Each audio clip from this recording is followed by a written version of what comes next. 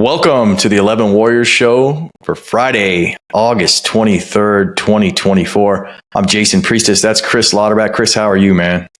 Dude, I'm feeling it. We got football in the morning. We got real football 8 days after that. Get my last round of golf in on Sunday. Yeah, I'm feeling good, man. How about you? Same, man. Florida State at noon and on Saturday, man. Dublin, Ireland against Georgia Tech. Got some football, and I love how you didn't give it the real football moniker because Ohio State's still 8 days away, but tomorrow at least college football's back, man. Got FSU, Georgia Tech kicking off 4 p.m. Got Montana State, New Mexico. I'll probably have that on the background. SMU, Nevada at 8 p.m. Like, why not? You know, I'll be an SMU fan for one night. I think SMU's favored by 25 in that one. Are they? Should be a barn burner. But college get to the last game. What do you see the spread on that one? With the Delaware State-Hawaii game? Hawaii's favored by 40. Oh, I saw Delaware State's got a 10.5-hour plane ride out there. And did you see the ESPN's got the kick time at 11:59 p.m. for that one? I saw that. I wasn't so sure if that was just the way their system, defaults if it's after midnight or what that is. Because, I guess that's... I won't see it either way, so I'm not worried about it. I think they're 5 behind. 5 or something like that. So that, that if it's midnight, it's 7 p.m. their time. Yeah. And they usually do the night games because it's too damn hot to do it at, to do it at 3:30. So...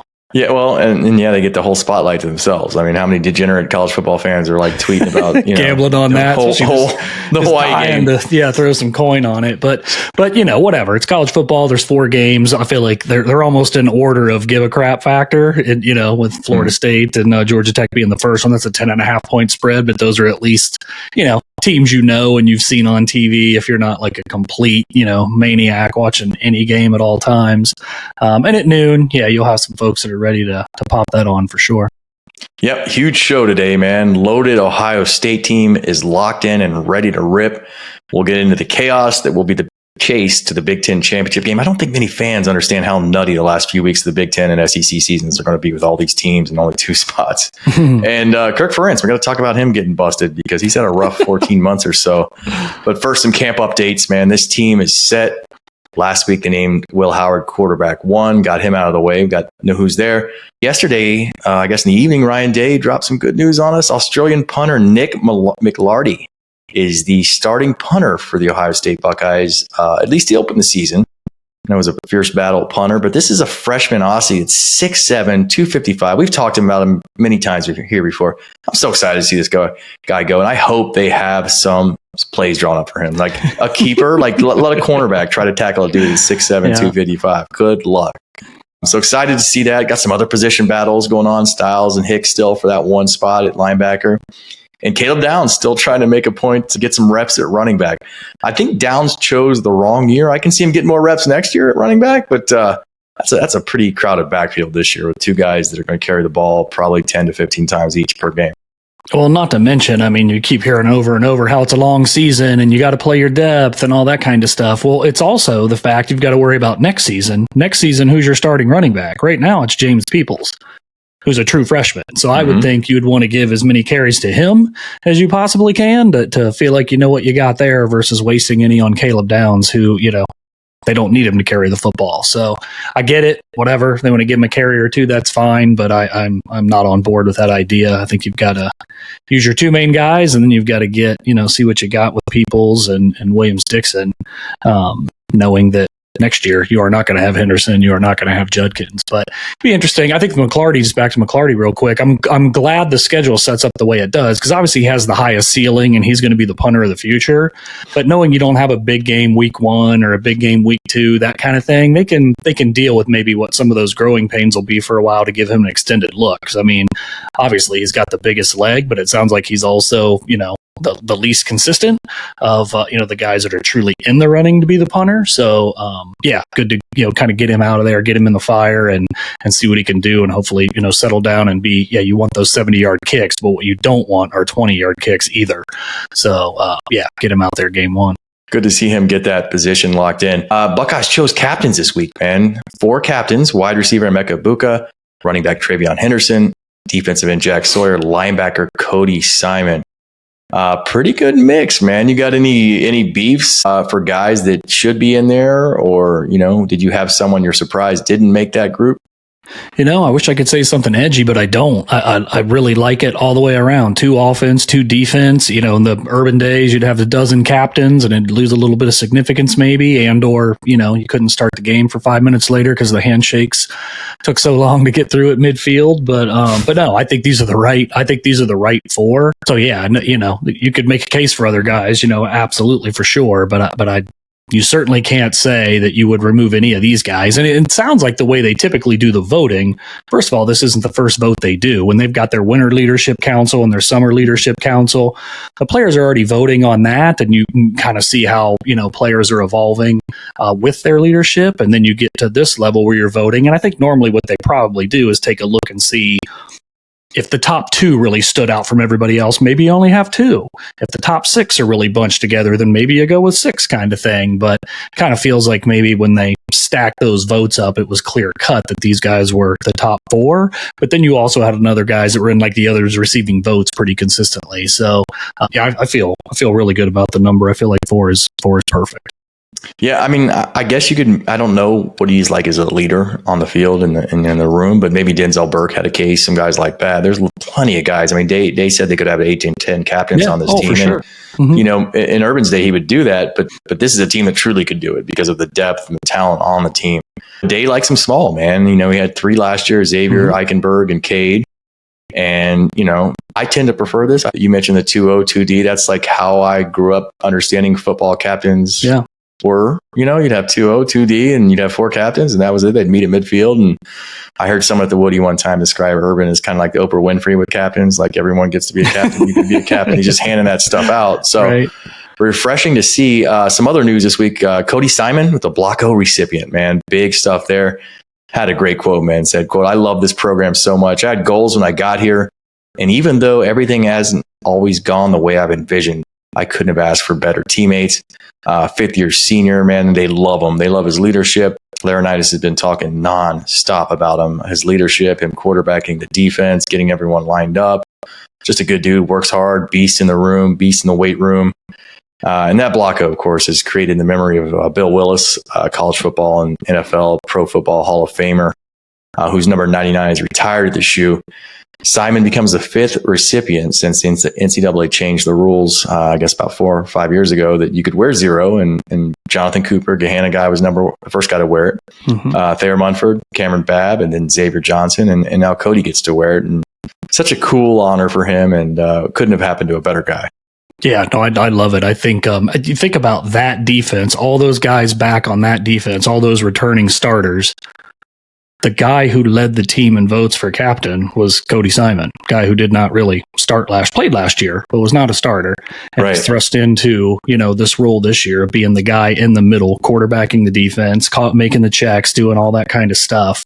It just tells me over the course of the winter, just seizing an opportunity, right? Not that he wasn't, working hard before, but you see when it's right in front of you like that, for him to jump on it and be recognized like that by his teammates to be the leading vote getter for captain and get Block O, because Block O is the coach's decision. It's not a player's decision versus a captaincy being a player vote. Yeah, that's awesome, man. I think it's super cool. I'm expecting it being said last week. I see him leading this team in tackles and expecting big things from him. Going to have a monster year, and you're right. Mick Marotti leads the charge for the Block O selection. And a great dude, man. Happy for him. I got a cool nickname we found out on the defensive line. You've got TNT over there, and I think that's Tyreek Williams and Ty Hamilton. They want to be known as TNT, and 2 guys in the dirty interior of the line. And I think that any great team has to have some great nicknames. So I'm really pleased to kind of see that come out already, and I'm all behind TNT. I mean, that line's going to be special. I heard that Larry Johnson said he wasn't sure. It was still lukewarm on it. He liked the Rushman better. No. Yeah, TNT sounds good, but TFL sounds good to me. Like this just needs to be more productive. I'm all for nicknames and whatever, but like we talked last week, there just needs to be more havoc. And certainly those guys in the middle of the defense right there, middle of the defensive line, they'll be, guys you're counting on to create some of that havoc. So, yeah, you got BIA, you got zones, you got all this stuff. I like TNT. It's fine. Yeah. I mean, Larry, that's his brand, man. He don't want people stepping on it. But TNT for 2 guys, I'm behind that. So this is a team that's, loaded and, 4 preseason AP All-Americans, the most in the country, just ready to rip, man, and Urban Meyer poured some gasoline on those expectations this week on the first episode of the Triple Option, a new Fox Sports podcast that he's on with Mark Ingram and I want to say Rob Stone, maybe. Is that it? Yep. Yeah, I nailed that. Yeah. He said, quote, "This might be the best roster in college football in the last decade." And I'm sure Ryan Day was like, "Good Lord, Urban, what are you doing? Stop, man. What are you doing?" Yeah, I mean, but he's maybe not wrong. We'll have to wait and see how things fall at the end of the year. But like, if you're Ryan Day, I'm calling him and texting him like, "Dude, please stop." I think I thought the same thing initially too, but I mean, the horse left the barn a while ago on that. I mean, this has been a natty or bust off season since January, right? Yeah. I mean, it really has. When all those guys said they were coming back, it just that, and then after losing to Michigan and losing the bowl game, it's like you got all these dudes back. You're really kind of following the same blueprint as Michigan last year, where you got a bunch of guys coming back that are veterans and could have gone pro and without the cheating though. That's certainly a different aspect to it, but I feel like the roster makeup, that kind of stuff, there's some similarities there in the way that team was, together. We can hate it all we want, but those dudes played for each other. When I hear these Ohio State guys talk about each other, it's that same kind of vibe where it's kind of like the brotherhood on steroids or whatever. So, bring it. Yeah, here for that, and I hope they are the best roster in college football in the last decade because it's going to be a very, very fun season. You think I talk about McLarty at punter there? I mean, is he going to punt at all against Akron?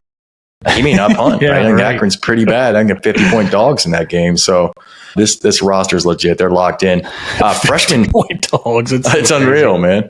Freshmen making some noise in camp. Mylan Graham, the wide receiver, lost his black stripe. Love the guy. Like just a good dude, man. A really good, humble guy. Under the radar a little bit because he got hurt his senior year, only had half a season of production. But he's part of a group of freshmen they really, really like. And some other names on that list, wide receiver Jeremiah Smith. That's not going to surprise anyone. He was the first or set the. They like Jeremiah, yeah. They do like Jeremiah. Yeah. I think we've determined he set the 4 practices, then he lost his black stripe, like a black stripe record for freshmen. Julian Sayin, quarterback, love him too. Love him so much that, the writing's probably on the wall for Lincoln and Devin and Air, and I would be really surprised. I said this in the last offseason, they all came back, but I would be really surprised if all 3 of those guys were on the roster next season. Be really shocked. And honestly, I'm expecting that all 3 of them will bolt. Safety Jalen McClain, man, he's good piece on 11warriors.com right now about how he's tried to bulk up and he's eating chicken and rice for breakfast. And you a guy that can eat different foods for breakfast? Or you got to eat breakfast food? I really don't ever eat breakfast. I got to be hungover to eat breakfast, but I wouldn't be opposed to. I'd probably eat some chicken for breakfast if I was, trying to gain weight. I'd rather that than, I don't know, something else you might try to force on me. Yeah. I mean, I can eat breakfast at all hours, and he's one of those guys. It's not a big breakfast for dinner is the move. Like I don't eat breakfast, but have breakfast for dinner like some once eggs and some bacon. every month and a half or something. Have some French toast and some eggs and bacon. Yeah, that's good eats. My son had a football scrimmage the other day on the south side down near Grove City. And we got some pizza after the game or the scrimmage. And as I'm driving away, I saw TJ's. I was like, man, I wish I'd have seen that before he could have had his first barnyard buster. Really, really become a true Columbus, a man of Columbus. You got to have a barnyard buster in your life. But yeah, McClain's a guy they love at safety. And he's like Hartford, man. One of those guys that just kind of, you're going to be really good. You can see it early. Peyton Pierce, love that. They love him. He's got the mustache. He's got the mullet. He's from Texas. Fun guy. Cornerback Aaron Scott. Love him as well, right down the road, Springfield. And defensive tackle Edric Houston. They really, really love him as well. These are the guys that are showing right now. They're saying, man, these guys are good. We got a good class. And they can already see that. Who do you like maybe outside of Jeremiah Smith on that list? Because that's the easy answer. Gosh, I like a ton of them. I mean, I think McClain is a guy that's really turning heads for being a lower, I'd say lower tier recruit, but based on that class and how good that class was, he was a little bit more toward the bottom half of it. And, you saw him in the spring game get a pick. He was always around the football, and you're hearing a lot of the same thing in fall camp. You're hearing, Guerreri and those guys talk pretty favorably about him. And that's a position they're a little bit thin. They brought in a transfer and some other things like that. But I think McClain's got a shot to play some football this year, as you mentioned, similar to like Hartford did last year, but maybe out of necessity due to injury there once or twice. But McClain I'm bullish on for sure. It sounds like, Larry Johnson was just talking yesterday, I think it was, that Edric Houston's still fighting for a spot. They want to play 6 guys, in the interior kind of deal, and that he's fighting to be in that mix. So I think that's, I don't think he's going to be like a game changer this year, but guys that can get on the field, he's going to see some snaps. Obviously, he's saying more for the future, but go ahead. I was going to say, we change his name to Nedrick. He can get right into TNT really easily, right? yeah. Just call him Nedrick from now on, man. Just flip that up. The other one maybe that wasn't in your little rundown there is I mentioned him earlier, but I just feel like James Peoples has got, I want to see what he's got. I mean, I feel like he's going to get a chance to play on some mop-up duty this year. And again, you hear good things from practice. I'd like to see what he's got in some game situations. Some other news, man, to get to. Ryan Day got a contract amendment full of bonuses. And not a bad gig, man, if you can get this, because he's already making about $10 million a year, and he could get an extra $1.5 million extra if he can hit certain thresholds and reach certain plateaus.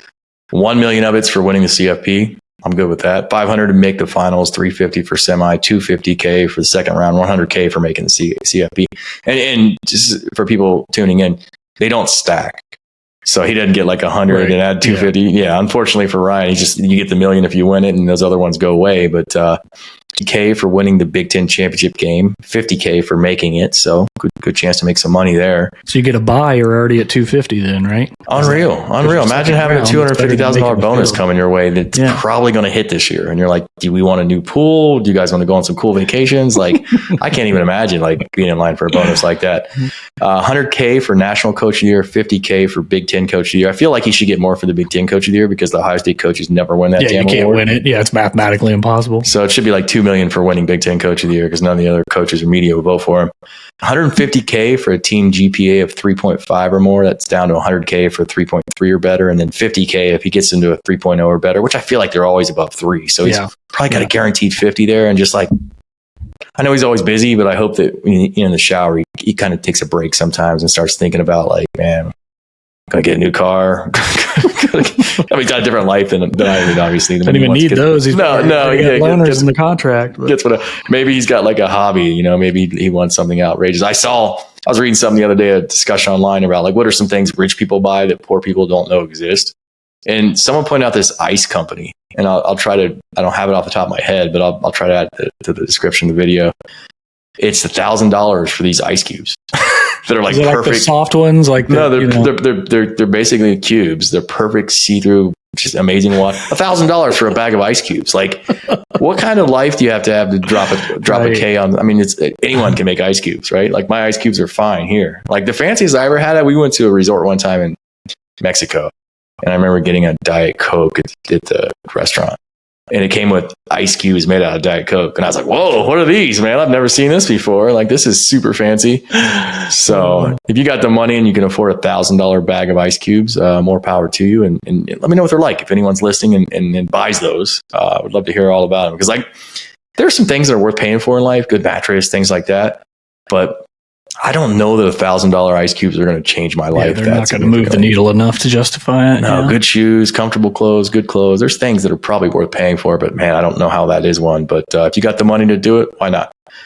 Imagine like if I bought that bag and one of them like fell out and like melted, I'd be like on the ground weeping, falling to my knees, like bad situation, man. $55 ice cube. That's right. Ice cube costs more than other news, man. Ohio State, Oregon set for prime time. The game is on October 12th out in Eugene. It'll be a 7:30 p.m. kick on NBC. It'll be a 4:30 kick out on the West Coast.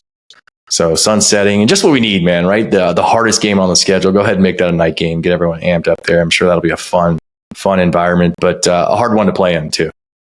Good primer for the playoffs, though. It's kind of mid-season. It's not a fatal, game. Not that I think they should give an inch, and I expect they've got a really good shot to win that game. But I don't know. I feel like you need some games like that during the course of your regular season to get you ready for trying to make a run at the ultimate prize. I'm so nervous about that game. So nervous. I mean, that's the game that scares me the most on the schedule because that's a good team, a good coach. I mean, quarterback Dylan Gabriel is like the Heisman favorite right now in terms of Vegas betting odds. Like, that's going to be a tough one to win. I just want to reach out to my Ohio State fans, brothers and sisters, and let them know that if Ohio State somehow doesn't lose that or doesn't win that game, it's not the end of the universe, man. It's a 12-team CFP. They could easily lose that game and still get a first-round bye in the playoffs. I mean, there's so many doors that are still open. Especially, whatever, 41-38 type game, something like that. Like competitive game, but just both teams come out. Wire. Yeah, both come out of it getting some love. Like those are two great teams. We want to see them play again, type thing. And one you see those games happen, and a team doesn't even drop in the rankings. I mean, if Ohio State's higher, they'll drop, but not too far. It's not like it's fatal. Yeah, not like losing to Purdue or anything like that. When you're like, hey, we got to move you down 9 spots for that. A ton of good things on the site right now. Whether it's our season preview, camp coverage, position battle coverage, film studies. Like there's some really good stuff. So head to 11warriors.com. Check that out.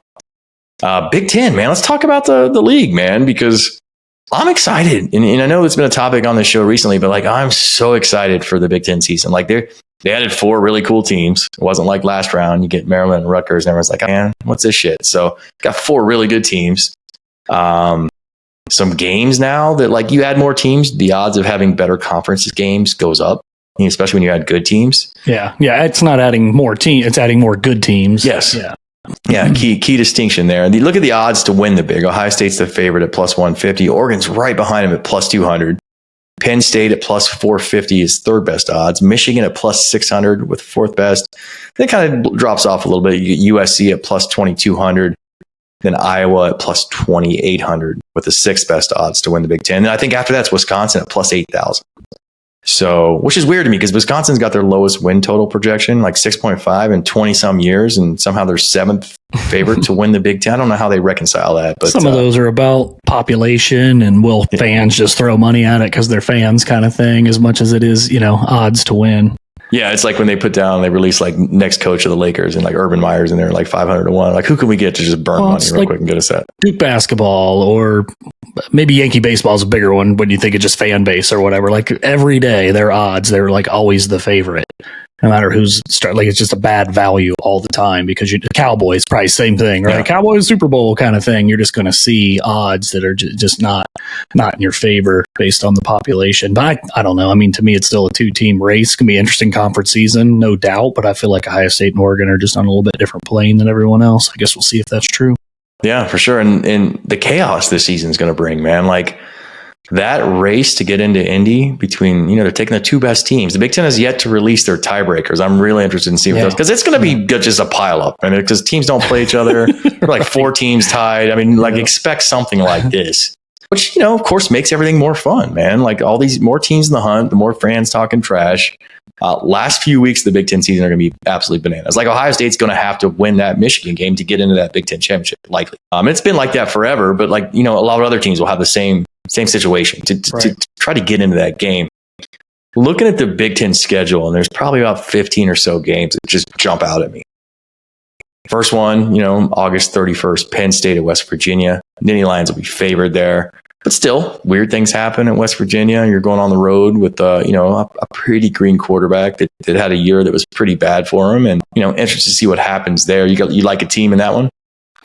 I like Penn State in that one, but I'm not sold on Penn State overall for the reason that you said. I don't know that their weapon count at running back. I give them some credit for sure, but at quarterback and receiver, I'm just not that worried right now.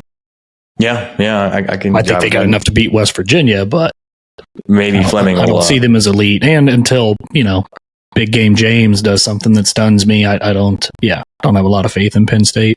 I saw something the other day, the month of like August and September, he's the number 1 coach against the spread in terms of like money making in the last like 15 years. Like if you put 100 down on James, all of his games should have like $1,100 right now. So maybe early he can do it on the spread, maybe not the money line. There you go. USC at LSU on Sunday the 1st. And that's a fun one because like I hate USC. I've never liked USC at all. But I got to kind of root for them there because they're a Big Ten team going into the LSU team. And no one likes Brian Kelly, so it's not like I have to try too hard to root for him. But Lincoln's the same way. I mean, I know one of those dudes. Can you imagine just trying to cheer for that team that night and you're like, this defense sucks. They're letting us down. There's nothing worse. And college football does this all the time. You have to try to, especially in the old days, only 2 teams got to meet to play for the marbles where you're like praying for some upset. You're like, all right, I need Vandy to beat Alabama to help my team. And like they're leading after 1 quarter, 7-6. And you're like, okay, but over time, it's just not going to work. And it's the worst feeling in the world is to have to root for a shitty team against a good team. It's the worst. So I feel like LSU might club USC that night, but I will be a Big Ten fan and cheer for the Trojans. The next game on the list, I will not cheer for the Big Ten at all. It's Texas at Michigan on the 7th of September. Yeah, And I kind of draw the line at cheering for Michigan in out-of-conference games. I do. I want the Big Ten to win every game. I don't know if I can cheer for Michigan to win this Texas game. Also on that Saturday, Colorado and Nebraska. And that's a game you're like, man, these teams are both mid, right? What are they going to do here? But like, Deion's going to bring Huskers. Yeah, Deion's going to bring a lot of hype. You got Dylan Raiola named starter at Nebraska. There's some intrigue there. And Colorado beat them last year at home. I think Nebraska had like typical Nebraska the last 5 years, just like 10 self-inflicted wounds and kind of gave the game away. But you had morons. Colorado's arrived. Oh yeah. Well, I was kind of one of those guys because I'm looking at the win total and they started out hot and they beat TCU, they beat Nebraska. I'm like, man, maybe this team's pretty good. And then they just got beat down. Lanning and Oregon beat them down. Like everyone pounded them last year. Colorado State, that famous overtime game they played was incredible. So conflicted. I want them to just keep getting dog walked this year, but I kind of want him to Deion to stay there and suffer. Yeah, you can't have Deion walk too soon. Did you see the news yesterday? He was trying to reach into the Saudi Arabia sovereign fund to get NIL money. Yeah. Unreal. The next week, man, Alabama at Wisconsin. I do expect Wisconsin to get clubbed in that one, but again, I'll cheer for the Badgers on one Saturday, especially playing Alabama. Is that in Madison? I know it says at Wisconsin. Is that in? It's either there or is it Green Bay? Lambeau. It's in the state of Wisconsin. Either way, it's true north. Yeah. They're venturing out of conference, which is nice. 21st of September, you got UCLA at LSU. I guess LSU booked both of LA schools. That's very nice of them. So we'll get to play that.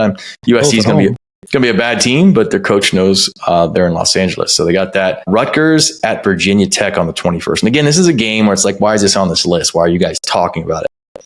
Rutgers got an easy-ass schedule. And that's one of those games. And Shiano was put on earth to coach Rutgers. Like, that's the only thing he was made to do in life. And that's his perfect fit. And that's the kind of game, if they can win that at Virginia Tech and maybe win it by double digits, people might say, hey, this isn't the old Rutgers we're used to. Maybe this is a decent bowl Rutgers. I'm not saying they're crashing the CFP, but maybe this is a 9-3 Rutgers. Maybe it's maybe something like that, right? It should be. No Notre Dame, no Ohio State, no Oregon, no Michigan, no Penn State, no Iowa on the schedule. So they should be able to rip off some wins. Man, who did they lose? The linebacker, stud linebacker. Some guys are dropping lately, man. I hope it doesn't come near Ohio State because there's a few guys already out for the season. You hate to see that. 21st, that same day of September, you got USC at Michigan, and that's another tough dilemma. I hate USC, but not that day. Easy dilemma. Yeah, fair enough. October 12th, that's a fun one. You got Ohio State at Oregon. And then Penn State at USC, two outstanding games. Will be fun to watch. And like you said, that's midseason. You're starting to look at like laying the groundwork for getting to the right place to put yourself in position to the Big Ten championship game, to maybe get a bye in the playoffs, things like that. Yeah, that same weekend, I think, is what? Ole Miss at LSU is that weekend. Oh, there's some good ones. There's some good ones. There's at least one more banger, I know. But I think it was Texas and Oklahoma is that weekend as well. That'll be a fun one. October 18th, a Friday. Oregon at Purdue, night game, their cancer benefit game. Oregon has no idea what they're in for that one. Coming off like maybe they beat Ohio State, they're riding high, and Purdue Pete's just going to punch them in the nuts. They're going to learn quick that you don't want to play a night game, a cancer type game at Purdue. It's just trouble. So tuning in for that one. Again, that's Friday, October 18th. Got a couple good ones on November 2nd, Ohio State at Penn State. That's an early game. That day will be fun. Oregon at Michigan. Another game that'll have both those games will have huge Big Ten championship implications. Can't wait for the season. The 29th, you got Nebraska at Iowa. It'll be a fun one. And then that's the Friday. And then the next day of that rivalry weekend, you got Michigan and Ohio State and Notre Dame at USC. So some good ones to kind of end the season. And before you know, the Big Ten championship game will roll right in there. It's a fun schedule, man. There's some stuff out there that like a few years ago wasn't this fun. You don't have the Oregons, the USCs, and when Washington gets better, they'll be on this list, and maybe UCLA can fix their stuff and get better. But some really, really fun games and some football I'm really looking forward to watching. Yeah, for sure. Looks like some tough welcomes for a couple of the newcomers as well. USC, you mentioned them a few times. They've got LSU at Michigan, they've got Penn State, and they've got Notre Dame. So I think it was Phil Steele's third toughest schedule. And then UCLA has at LSU, which you mentioned. They have Oregon at home. They're at Penn State. And I think they have Iowa and USC, and then of course USC. So, USC and UCLA drew some pretty tough schedules this year. How long until writers start bringing up the travel storylines? USC had to travel. The Homer beat guys, maybe? Yeah, they had to travel all the way to State College. That's a long, but like no one talks about the NFL. Like the Jets go play the Seahawks. No one says Lincoln that. will bring that up. He won't need the beat guys. Pretty much. Crying all by himself. But yeah, I mean, no one in the NFL, it's a non-factor. No one ever says, "Oh, we had to travel all the way to the West Coast from the East Coast." That's why we lost. You don't hear it. But I imagine some Homer like a stagecoach of those games or something. Right, and some Homer beat will blame a loss on that, and I'm here for it. I can't wait to see which beat does that first. Man, I've been wasting some time recently. Have you seen the Rare Insults subreddit before? Not in a while, but usually I know of them because you will turn me on to them, and then I add them to my bookmarks. So I think probably 80% of my subreddits are ones that you've said, hey, check this out. Oh my gosh. It's all just like insults that you don't see every day. And we're going to share a few of them with you guys because they're so funny and I enjoy them all. But this first one, this lady in the kitchen, and it says, any white girl that looks like this will rob you and help you look for whatever she stole. And like, that's just a really, really effective way of just dogging on someone really quickly. And she's got that look, doesn't she? She does have that look. The messy kitchen in the background. I'm stumped. I've been looking everywhere. Yeah, I don't know where your watch went, man. Honey, I have no idea where your phone's at. Next one, man. Kid Rock looks like Dr. Phil playing Stevie Nicks. And that's pretty accurate, man. I've never heard that combination before. I like the Kid Rock meme. I know we're talking about subreddits here, but the one where it looks like he's going over hot coals when he's on the beach. He's memeable, man. He's just got, there's something about him. He's like almost like the white Snoop, where there's just like, man, that guy's fascinating to look at. Next one. This lady said she came out when she was 18. She's 21 now, and my grandma asked if I had a girlfriend. So she came out, and grandma was like, okay, do you have a girlfriend? I said no. And this so-called Christian woman said, quote, you should have stayed in the closet. That's embarrassing. Grandma just ripping one off, man. Cold-blooded. It is, man. I love grandma from the top rope. Next up, man. Sometimes when I can't sleep, I think about how Kevin Durant's feet are shaped like Olive Garden breadsticks. And is this... like, if you look at this, is that real? I was looking at him like, is this photoshopped or what? Like, but do you look at the other picture when he's sitting there shaking hands? Like that. Can human feet actually be shaped like this? Yeah, he must have some custom shoes. I think even his feet have their own burners. They're skis, man. I mean, they're breadsticks, Olive Garden breadsticks. Look at those. That's one of those things like when you see LeBron's feet or Steven Tyler's feet. Yeah, you just like, it's going to sear into your brain. And now whenever I see Kevin Durant, like, balling in the Olympics, helping my country win a gold medal, I'm like, he's still got breadstick feet, man. That's all I can remember. At least he's wearing socks in that. Yeah, he is. We're gonna have to dig deep. We're gonna find a picture of Kevin Durant on the beach and see if those feet are actually shaped like that. I just can't believe they're almost as long as his shins. Like, I don't know. I've never seen feet like this. I'm struggling with the shape of his feet. Well, that's skinny. Like, Shaq's probably got feet that big, but they're like wide. Yeah, they at least look proportionally giant. He's wearing a 5 just shoe. Look like freakishly skinny for that long. They do. I wonder if there's He's wearing like 2 pair of socks, it looks like. He's making them even thicker than they truly are. That's right. He's adding weight to his feet to make them didn't look like he's skipped so feet. So his shoes don't just fly off and go into the hoop. I wonder if there's any basketball advantage to having giant skinny feet. Well, no, it'd probably be harder to keep him behind a 3-point line. I was going to say, that's what I was just thinking of. He's probably going to have to be very cautious of where his feet are when he's shooting long-ass jokes. He's like, oh, my jumpers, his foot's on the line. They're like, it's a 2. Sorry, it's a 2. Or my toes are in the lane, man. It's not a 3. 3-second call. He's like, I'll shoot the 3. Nope, your big toe is in the lane, Kevin. He's getting a lane violation from a toe. This next one's dirty. I don't know who this guy is. But, I thought that was Fields for a second. He's got some Justin Fields vibes. A little bit, but someone said he's going to sneeze once and turn into an active shooter with those buttons. And that shirt, man, that shirt's doing a lot of work. Well, those are tight. That is tight. Like, does he not have anyone in his life to say, you can't go out of the house? Right. Like, hey, you can't go out of the house, tight, buddy. Well, he couldn't just button that top one. He wanted to button one more, but it just physically wasn't possible. What was he thinking? I mean, how hard? Could you imagine trying to button any of the buttons? Like, you're probably sweating and stuff. You're like putting in the work. But yeah, don't be caught dead. Best thing you can do with clothes is to just buy clothes that fit you well. That's the quickest way to up your fashion game. If anyone's listening and needs some fashion advice, don't worry about brands. Don't worry about this. Just get clothes that fit. That's the easiest thing you can do. That's the only advice we can give you. So take it. That's pretty much it, man. When it comes to fashion. And get the Monarchs. Get some white Monarchs, and then you're good. Last one, man. Justin Bieber looks like he's posing for a success story picture with the executive director of a rehab for the brochure they give to new patients. That's dead on. She's like, he went through our 12-week program. Yeah. He's sober now. And he's like all proud. He's got his arms folded, smiling. And she's ran that place in Malibu for 20 years now, and he's just another one of her success stories. So nailed that one.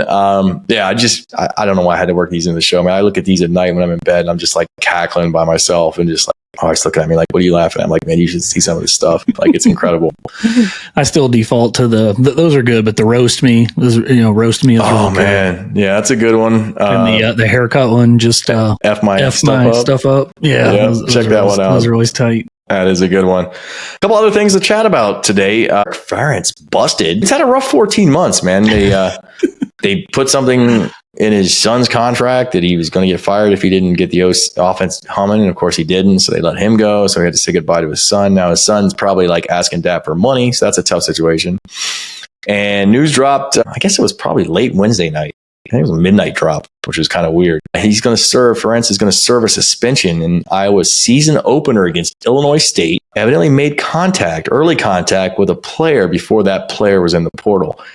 And this is wild to me because it probably happens a lot. And of course, this is the one guy that gets caught for it. Right? Like, there's so many coaches that have probably done this. And like, yeah, we caught him. And like, those guys in school that are like, never do bad things, but the one time they do it, they get busted for the thing everyone else gets away with all the time. Like, that's basically him right here. Now people are thinking he does it all the time. Oh, yeah. He didn't even know how to log into that. To his credit, his presser was interesting. He was pretty stand up about it. He says he preaches to his guys about following the rules, and he didn't follow them, and he'll accept his punishment. But the player was not named, but ESPN is reporting it was quarterback Cade McNamara. Yeah. And which for them, I guess, is kind of a coup, but.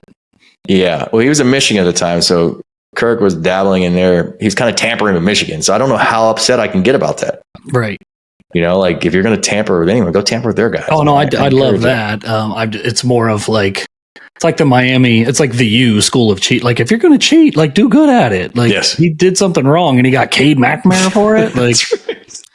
Come on. It's like the Nevin Shapiro stuff. That dude was for handing out money for like 8 years, and they went like 43-30 in the ACC in that time. In the ACC, worst return on investment in American history. Terrible at cheating. Yeah, worst return of anyone that's ever tried to do anything. In that same vein, man, Miami of Ohio coach out here chirping on Thursday. Chuck Martin's a head coach of the, I guess they're the Red Hawks now, football team, and gave an interview. And the interviewer mentioned something that he had, quote, lost his kicker, Graham Nicholson, who's the reigning winner of the Lou Groza Award, the first MAC kicker to ever win that award. And here's what he had to say. All right, special teams, lost your kicker. Carter McLaughlin. We didn't lose him. He's at Alabama. We know exactly, I understand. We know exactly where he's at. You media people, it's all pretend. Like, no, Alabama stole our kicker. They illegally recruited our kicker and stole him from us. And like that's a fact. But but we act like it's not. We live in this la world. Like, hey, let's not talk. I don't know why everyone knows what's going on. So, yeah, Alabama stole our kicker. A couple other schools tried to steal it, but then what's the question? They illegally recruited our kicker and stole him from us. I love that. Everyone knows what's going on. Yeah, Alabama stole our kicker. Just didn't even pull any punches, man. I think more coaches should do this. And, tampering is one of those things that drives them all nuts. That's why I think we're going to get some sanity with some of this portal stuff soon, because it angers every single coach in the country. But I just went after Alabama, man. The guy from Oxford, Ohio, man. I can appreciate that. I loved it. We didn't lose him. We know exactly where he's at. We know exactly where he's at. But part of me is also like, cry more. You think the Lou Groza is going to stick around at Miami? I mean, one way or the other, he was going to be kicking for a better program. That's a good point. They asked Kalen DeBoer, Alabama's new coach, about it, and he denied any knowledge. Said, quote, he entered the portal and we reached out to him. That's how it goes, right? So we did everything the way we were supposed to. So probably some tampering here by Alabama, I'm going to guess. I don't know that they did. I'm not saying that. But probably some tampering. And Kirk Ferentz is going to learn the hard way that Alabama doesn't get caught for stuff like that. He gets caught for stuff like that. So tough Kirk one. was doing it himself. Well, Kirk was doing it himself. He's probably Googling like how to get his email and who knows what else he had going on. That's Harbaugh's game, right? Of like, I didn't know what was going on. Yeah, you gotta be smart, man. You gotta cheat. You gotta be smart. You gotta have some burner emails outside of your university email. You gotta maybe have a burner phone or two. You can't have anything that can get like public records requested, because that's trouble. You gotta be smart about this. And maybe Kirk learns. Maybe he's gonna go heel now and just be like, he's a villain, just goes all out, because that would be fun as well. But I think that's all we have to chat about today. Am I forgetting? We covered some ground. We're gonna wake up tomorrow and watch some week 0. That's right, man. Can't wait to watch. Who are you gonna cheer for? I mean, I'm gonna cheer for Georgia Tech. I think they're 10-point dogs in that one. Of course, yeah. Florida State and all that crying. Don't really care about Florida State. I'll be fine with the rambling wreck pulling an upset there. Yeah, and there's a guy on my adult league hockey team who played club hockey for Florida State, and he's in Dublin right now. So I was like, I saw him Sunday. I was like, make sure you buy the whatever text plan you get over there, because if that game's close, you're gonna have to have some text from me coming through. You're gonna be paying 50 cents to read every one of my shit talking texts. Man. You're gonna have some international plan, so make sure you got the plan because they're coming. But 10 seems light, man. I don't know, man. 10, Florida State's one of those teams that people like outsider CFP run, and plays a lot of dudes.